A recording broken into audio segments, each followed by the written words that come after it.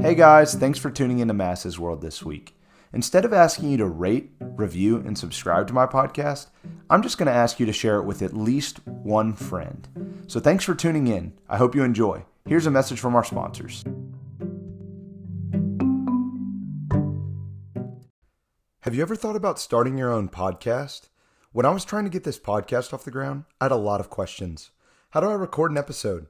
How do I get my show into all the apps that people like to listen through? How do I make money from podcasting?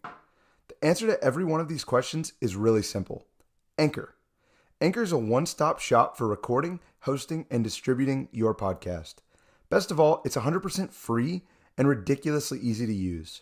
And now, Anchor can match you with great sponsors who want to advertise on your podcast. That means you can get paid to podcast right away. In fact, that's what I'm doing right now by reading this ad to you. So if you've always wanted to start a podcast and make money doing it, go to anchor.fm/start to join me in the diverse community of podcasters already using Anchor. That's anchor.fm/start.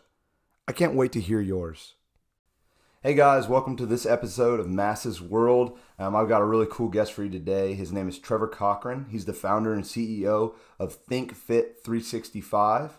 We call him TFit up at the Colony High School. How you doing this morning, man? Good, man. Good. Happy to be here. That's awesome. So I'm going to jump right in. I just want to hear a little bit about Trevor.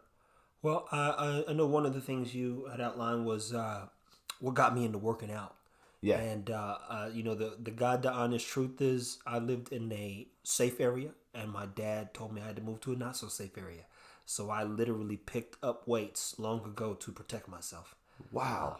And that's what started the madness. Yeah. Well, then let's go into deeper because there is a right way to work out. Yeah. And there's a wrong way to work out.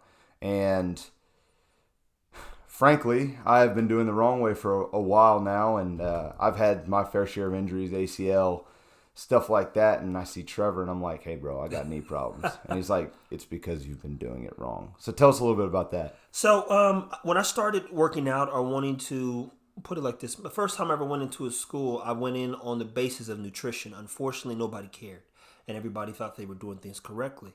And a guy named Tim Callahan, he said, "Trev, they want to do what you can do, and they want to look like you." I said, "Man, I do not want to train these kids," and that's been my motto for a very long time.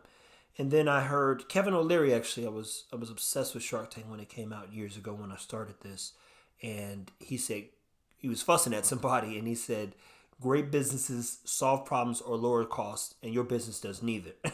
And so, when you start thinking about the fitness industry, the health industry, the wellness industry, and how many times it changes and shifts, you say, man, what can my business do that actually creates change or makes a big difference? And one thing I looked at was injuries are on the rise. And I myself, I had shoulder problems, back problems, knee problems, feet problems, all kinds of problems. So I said, something's got to be wrong because they say work out, eat healthy, and live happy. And I'm like, I'm not so happy after one of these gym sessions. I'm in real pain. Right. And we all know the famous saying, no pain, no gain. Unfortunately, real pain will sit you down. I don't care how big you are, how much you work out. If you do something to your knee, your shoulder, or your lower back, you can do nothing to fix it. So I studied the CSCS standards and some other things and realized, to be clear, they're all wrong. And then I start testing some of those theories and then I start using my concepts on others. And then you start asking questions. And you say, hey, do you know what your meniscus is? And I found that there was an educational gap. Mm. So if nobody knows what their meniscus is, how are they going to protect it? Nobody knows what their labrum is, their L4, L5. And, some people know anatomy, but they don't know its functionality. Right. So you have all this information in your head, but no applied information. So, the saying, the knee never goes over the toe. No, your knee never moves at all. So I start just taking my own movements, taking these ideas where some books said specific things and outlined other things. And like all the information is kind of all over the place. And I think there's a better way to do it. And then I went into the schools and changed the way they saw and did things forever. And, here we are today. And I've saved a lot of people. L4 herniations, no cartilage left. I've gotten people to do some things they didn't think they were ever going to do it again. And it's not even about the weights. Yeah. Sometimes it's just about walking up 2 stairs at a time which indirectly strengthens your hips, takes your knee out of the movement, and alleviates back pain. Yeah, no, and I've felt this personally. Like I said earlier, I tore my ACL, and this kind of goes into how Trevor and I met. He came to our high school. We had a conversation with the head coach at our school, and I saw him, and I saw the workouts he was doing. It was very simplistic things like step up lunges, squats, and he's like, "Hey man, you just do these perfect in a very high quantity, and you're gonna strengthen everything around it, and you're gonna learn how to basically walk again." Yeah. And I started doing those things, and suddenly my knee started feeling better. So you've got a believer in me, and I loved how you said the workout industry is always changing. You know, there's always these fads. You know, the Pilates bar. What were the one? P90X. What was the one? Insanity. It's something every week, but one thing for fact is our joints don't change. The way our bodies move do not change, and nobody's actually applied muscle joint. I mean, just basic thing. Like, what do you have to do? So people ask me all the time, "Hey, what do you think about this?" It's like, bruh, I think I do things that solve a problem and things that I do in a day. Somebody says, "I don't ever squat." I say, "How many times you get up a day?" You squat how many times you the bathroom? You squat about 15, 20 times. You didn't know it. So I don't do step ups. You don't walk upstairs? Okay, yes you do. Yeah. Yes you do. It's functional. It's all functional. So, which leads me to think. Yeah. Your business is called Think. So tell us a little bit about Think. So my friend, best friend, somebody I trust a lot. I was coming up with terrible names, and she says, I'm a pretty decent sized person. So she says, when everybody sees you, they just think fit. And she came up with the company name, but it also is a way that I operate and function. So I always think, and that's the problem. Nobody's thinking. Right. So unfortunately, coaches a lot of times, trainers, and many others do this because I look like that, and that's just not good enough. Every industry has a standard, but the fitness industry doesn't. It's the only place that's unruly, which is why there's something new every week. Right. But the body doesn't change. It changes physically, but the pain is real, and it's unchanging. So whether you're looking at sports injuries on the rise, you're looking at older people that have replacements are on the rise. All these numbers are increasing. We've got more technology, more machines, and more people in pain. I'm confused. Yeah, something doesn't seem right. Exactly. So, my goal is always to think. Think meaning, simply put, I'm going to give you the information you need so you can actually think about what you're doing. Make it make sense, like math, reading, and science. You apply that information and live the best life possible. Right. So we brought Trevor in because what we were doing in the weight room, it was just standard what you see pretty much everywhere. And Trevor brought something to the table where we were like, okay, wow, this is different, and seems really functional and seems really good. And I mean, 2 weeks we've had instilled what Trevor's been doing, and it has been revolutionary in our weight room. And I actually decided to jump in to give the guys some extra motivation. Always good to see an old fat white guy trying to get after it. But boy, man, I couldn't move for about 2 weeks. I'm just now getting over it. Thursday was the first day I could lift and play basketball with the guys. But man, I feel really good right now. So I want to move kind of in a different direction to what 365 does with kids, because I'm in the coaching industry. We are always working with kids, so I kind of want to move forward into that realm, kind of what you do and what Think 365 does. So, very, very simply put, there's a famous saying that we all know that if we want to invest in our future, we must invest in the children. And for me, if I knew what I knew, we all say that, man, if I knew what I knew, at 30 or 40 or however, I'd be so much farther along. I would have done so many things different. So I was one of those athletes who was very good, and I could do some things naturally that people just could not do. And it didn't take, unfortunately, a lot of work. Right. I was a hard worker, but what we're seeing now is what I've seen is there's not just great athletes who have endless opportunities, but nowadays you have 8th graders who are tearing their ACL. You have 7th graders messing their knees and backs and shoulders. You're like, this shouldn't be happening. So I make an investment in the schools, with the coaches, with the kids, to both protect them for forever, because the facts are this: there's life after sports. And Fact. and no sport, no matter if you go professionally, NFL, NBA, it does not last forever. I mean, if you play till you're 40 years old in the NBA and it's God's will that you live till 70, you still got 30 years of life left. What are you gonna do with that? And sitting around for an athlete who has been getting after it every day of their life is not the move. It's not the move. So not just protect them, throughout their season, before the season, throughout their life, but a lot of people, especially if they have the resource, they want to travel. They want to see the world. They want to hit a few mountains. And how do you do that if you've got 2 knee replacements, 2 hip replacements, some back issues, a fused spine, and a bunch of other stuff? So it's again, literacy we know affects long-term growth in the world that we live in. So does moving. Living is not an elective, is how I tell people this all the time. So if we cannot choose to when we want to die, well, you can. But objectively, living is not an elective. So I give people the best, safest, smartest way to live. And for me, it starts and ends with the kids. If you can affect the child, you can affect the home. The whole home itself will. I remember I taught a kid to cook, and that inspired the family to actually help him cook. And I remember one of the dads, he said, Trevor, we've sat down more times at our table as a family in the past week than we have in the 3 years he's been in high school, because we're moving so much. So to hear those kind of things, one of my other kids wanted his dad to come to the game.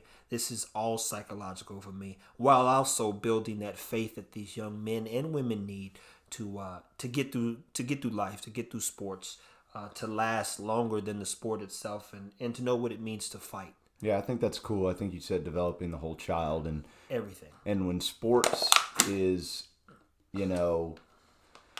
at the forefront, some people just miss that. And man, I think that's really cool. So you started in Kansas. Yes, sir. Right. And so how did approaching that first school, that first student, how did that look? You know what? The first kid, Jake Yankovic, reached out to me. I spoke to literally 400 kids about nutrition, and he hit me with no nutrition. He wanted to say, man, I want to work out with you. I'm like, man, here we go. and if you haven't seen Trevor, I'll do something on Instagram. He looks like a perfully sculpted human being. It's not really fair. I will not be showing myself in that picture. So it's one of those things where he's kind of started the bowl. Then I met a kid named Gabe Guild, who we call the Unstoppable. This kid has, just crazy abilities. And he's a 5'10" white kid who wanted to play in the SEC. Told him it was never going to happen. We ended up getting our grades together. He had some C's, and he ended up going to Holy Cross and was able to go look at Brown and some other things. So the process at the first school with the first kid was me trying to figure it out. Everybody goes through the growing pains, right? And, duck walks, for instance, I remember having the kids do 100 yards of duck walks. Oh. Not good for the knees. Not good for the knees. There's quite a few things that I did early on, like everybody else, and that frustration preceded some innovation, especially as I was trying to make it, again, great business, solve a problem, lower cost. And then I'm like, okay, slowly but surely things begin to change. And then I began to make a difference. And then you go from one school to 3 programs, 2 schools, soccer, baseball, basketball, girls basketball, football. Nobody. People are getting scholarships too. Yeah. And all of my personal TFit kids have all graduated, and they're either engineers or making good money. I love how you say they graduated first. Yeah. They graduated. They graduated. So people go to school, but not everybody graduates and finishes. Every last one of my guys has graduated first and foremost with their degree. They're doing well in life. Some are going to personally come and help me finish this thing out and build the dream, because it means something to them, and I helped them matter and mean to themselves. But that in itself was a process. So yeah, it's just taking an extra step in a very slow but impatient approach, because everybody's got their thing and their issues, and right. Kids nowadays, they're going through a lot. No doubt. And then so you came to Dallas. Yeah. And then what's Dallas's plan? Why Same Dallas? thing as Kansas City. I actually traveled for 2.5 months, Cali, Dallas, and then I went to Arizona. And almost at every one of these places, I literally knocked on doors. I had no connections to some of these places, and somebody said yes, somebody said no. In Arizona, I saw 180 kids in 1 week just because a coach said, yeah, come on in. and he heard everything that I was saying. There's two type of men, I believe, and coaches in general. There's coaches who, prideful. That's the nicest way I could say it. Some men think they have to control everything, and I have no interest in sports. I only am here to save the kids from injury. And when the coach can hear that part, normally they'll let me come in for a second. So Dallas felt like home. Kansas City's kind of an extreme place, left or right. They either like you or they don't. I'm one of those likable people, and I needed to grow. I went to 14 high schools in Kansas City almost. Yeah. Everybody knows me. I mean, one coach heard I was coming back. I had been there 2 years and said, hey, can you be here Friday morning at 7?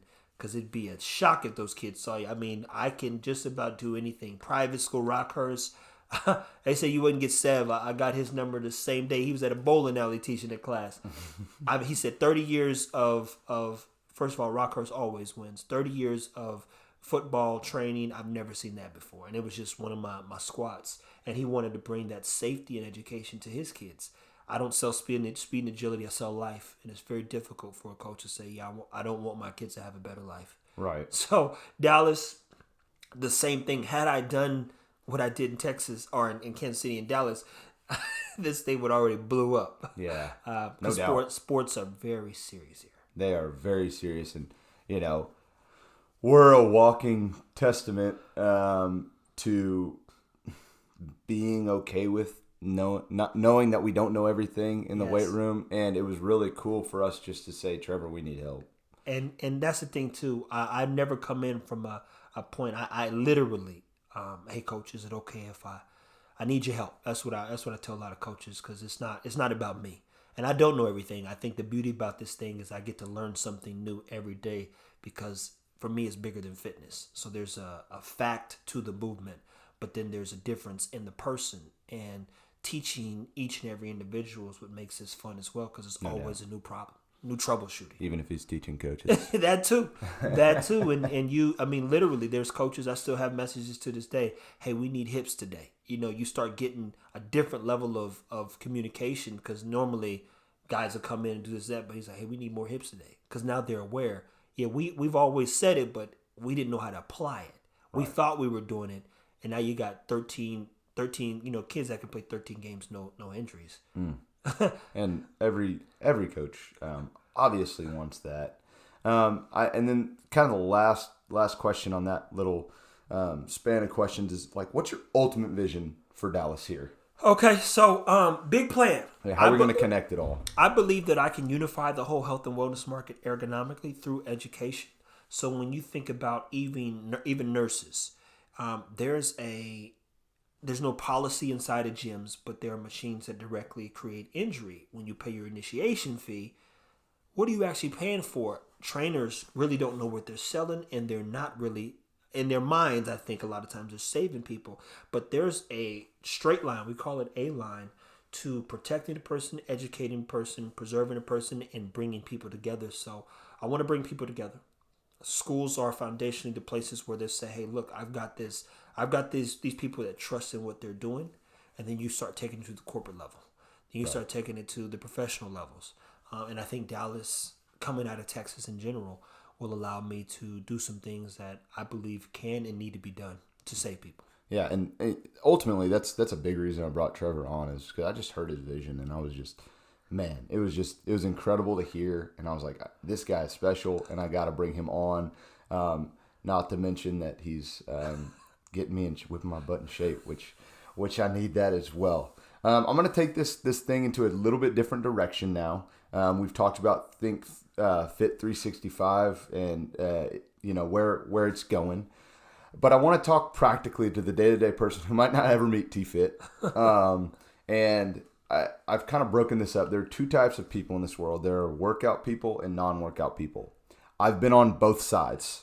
And I've been way into it, and I've been way out of it. And I'm starting to get back into it just because I feel better when I work out. I feel healthier when I eat healthy and stuff. So I want to kind of hit on those two types of people right now.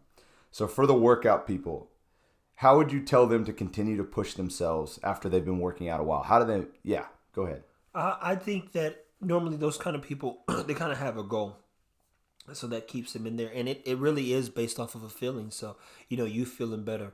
We've all seen the guy that goes to the gym for 10 years straight. He doesn't look any different. Yeah. He doesn't look at, but those endorphins, that positivity, that energy, that just that space in itself that he lives in, for him, he needs it. Right. He or she, they need it to feel good about their day or feel good about themselves. There's a certain way that they want to look, which the gym helps them maintain. Sure. So for them, I don't know that the people who already are moving, I don't know that the goal has to change as long as you feel good about what you're doing. Okay. I think that's an awesome answer because, like I said, I remember all the benefits. It's when you get out of it and you have to go through that 2 weeks of misery of not being able to move or sleep in bed, and just it's terrible sometimes. But I'm out of that, so I'm feeling really good. What do you do to keep working out fresh? For me, well, that's the whole point of kind of what I put together. A lot of times people get sore, and coaches experience some of that soreness, and hell, I have too. But when you take your joints out of the movement, you no longer have inflammation. And there have been the real days where a buddy of mine, 0.5 miles away from the gym, says, "Hey, I got to pull over. You got to drive back home." Or drive to the house. And it's because that's not a good thing because he's inflamed. I literally, for 5 years straight, have 5 kids on my phone. They've done nothing less than 3,000 to 1,000 reps per day for 4 or 5 years. And they've never had an injury. Not in college, not with me, and been in no pain. So, of functional yes, workouts. Yeah. And there's weights applied. There are weights applied. And it's just like, it baffles me even now when I go back and think about it. So I just, Yeah. the goal part of it is, I think CrossFit, for instance, came in, and people ask me what I think about CrossFit. I have nothing against CrossFit. If anything, I think it solved the problem. That's what people don't get. There's a space that athletes want to live in, and it, with the throwdowns and things they put together, I don't agree with a lot of the movements, but it allows you to be competitive. Yeah. And we all, if we play little sports, we got a little competitor in us. Sure. Because not everybody wants to walk out on stage, right? Mm-hmm. So if you find your reason, you find a purpose, you find a goal, normally you stick with it. It's kind of like a bodybuilder. He does the same thing for 15, 20 years. He doesn't change a thing. Right.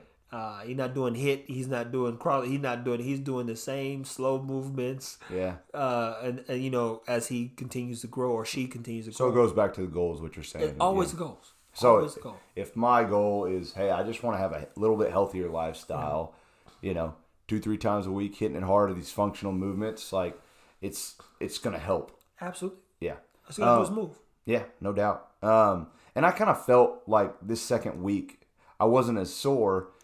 My body felt tired. Yeah. And then I could go do something else, but it wasn't like, it felt good. I don't know how to explain it. If you were, but last question to the workout people. How does eating healthy play a role? How could this change the game in your working out? And how can it, if you don't eat healthy, like totally defeat the purpose of what you're doing?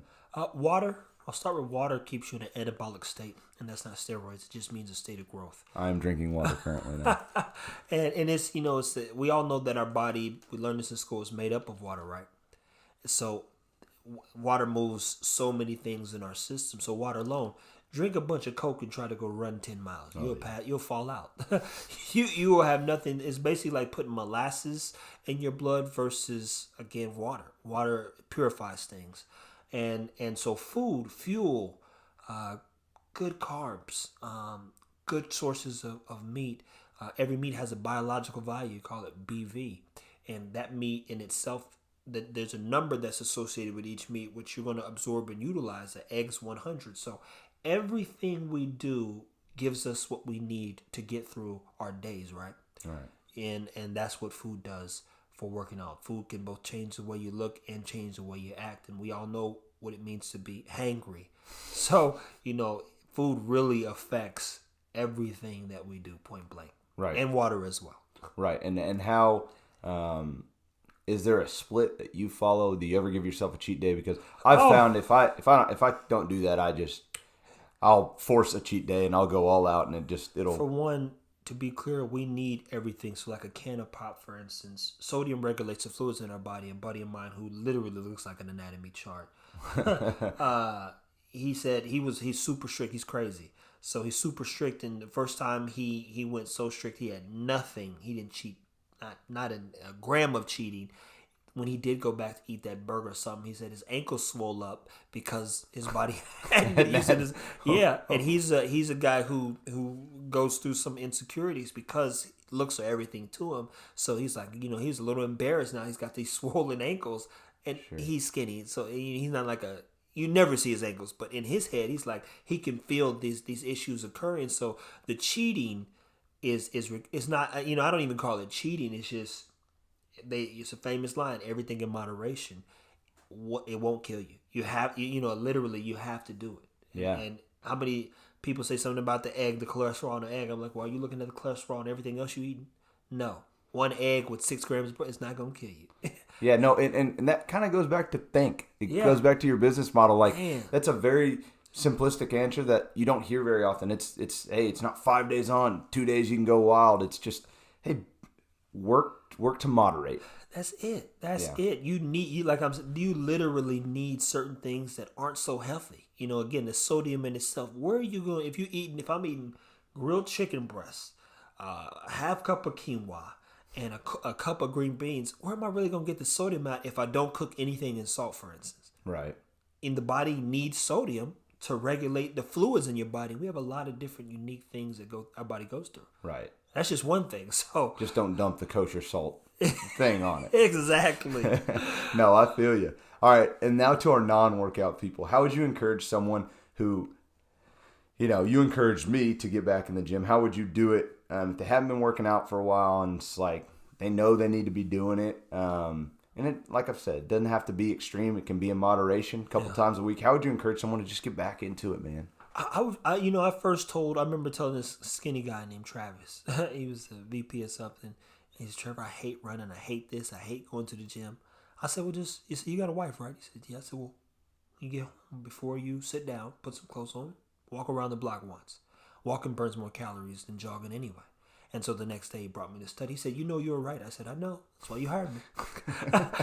I said, that's why you hired me. I don't sell people at the gym. I don't. The world doesn't need another gym and another personal trainer even for that matter. So, like I said, there are living solutions that I've taught people who I know for a fact are never going to go to the gym. Right. So using your heels and activating your hips, for instance, to get up out of your seat or at your desk, walking up those 2 stairs at a time, being mindful of the way you get things out of the cabinet. All these things can directly affect how you live and even more importantly, how you feel. So just applying some things, whether it's the person who wants to, for instance, another woman, she's 267 pounds and she just wanted to be able to walk around on vacation and travel a little bit. And so I showed her how to live a little bit healthier and more smarter in her movements. And I remember her texting me saying, you know what? I went on a canoe trip and I was able to get in and out of that canoe because my knees and back weren't killing me. And then mind you, she's not lost no more weight. Yeah. It's not a weight thing. Because you have to find some peace or happiness in your own skin. And I think when people do try to sell, in my opinion, the gym, it kind of turns people off who know for a fact they're not going to go. So how do you get those people going? You just ask them what they're interested in. And then you show them how to make sure they're getting the most out of those things they want to do in life. Dude, that's a great answer. I'm talking about gym, working out, but it all comes back to the think and then the functionality of it. And what was the one fundamental that you said about how to not put the pressure on your knees? You're going through your heel. Yeah, right? Always. I mean, I literally have a video of a couple that I work with, and he said, now I'm at work and I'm getting up out of my desk, and he tore his ACL and PCL, MCL playing basketball, and he's a 45-year-old guy. And I remember him calling me one day. He said, Trev, he says, my knee doesn't hurt. I said, what was you doing? He said, I was doing lunges, man. I didn't think I was ever going to be able to do them again. And you take his knee out of the movement. I said, hey, look, Mike, I got to get with these kids. I just got to this school, man. This is back home. But just to hear that excitement. That's so cool. At 45, 50, 60-year-olds that I've helped, it's an amazing thing in itself because, again, it was never about working out. No doubt. It's about, how did you put it? Doing things, finding things that you like to do and finding a way to do them functionally in the correct way. Exactly. Safe as possible. And we call it, this is the safest, smartest way to train. Yeah. And I think if you follow Trevor on social media, which I'll hit and I'll put in the show notes, but at injury_free, it will show you how to do a lot of those movements. And what not to do. And what not to do. And yeah, I mean, like you can learn from Trev, not even knowing him. Which leads me to the wrap up, man. This has been awesome. I love hearing about this stuff. It's been 2 weeks and it's already been kind of changing my world a little bit, and that's why, like I said, I had to get you on. Where can these people follow you on social media? On Twitter? What is it? I really don't tweet, so I wouldn't. I mean, I'm there. I got one, but I think Twitter's gotten watered down a little bit. That's man. fair. That's fair. Much. I use it as like a newspaper. That's the thing. Is a bunch of news. Okay, Instagram's my thing. I think it's simpler to use. I get to and put IGTVs up. You know, I talk to a lot of kids and a lot of people, so I record a lot of good times. So IG is TF365, simply put. And as Coach said, I'm gonna do more with the injury-free stuff. I did some things years ago and it kind of grew itself, and I ain't even tried. But injury_free. It'll be an A in the symbol.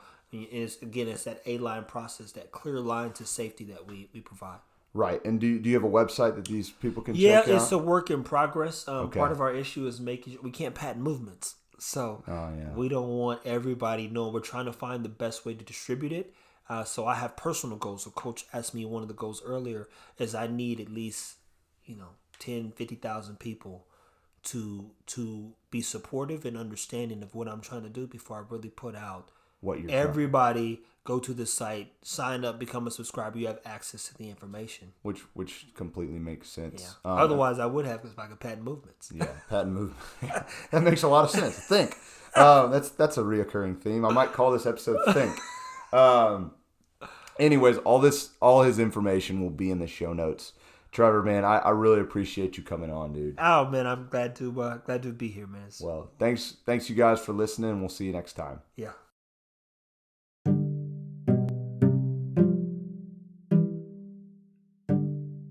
Thank you for tuning in to this episode of Masses World. Again, instead of rating, subscribing, and reviewing this podcast, I ask that you share it with one person that might like to hear it. Thanks again for joining me, and I look forward to seeing you next time.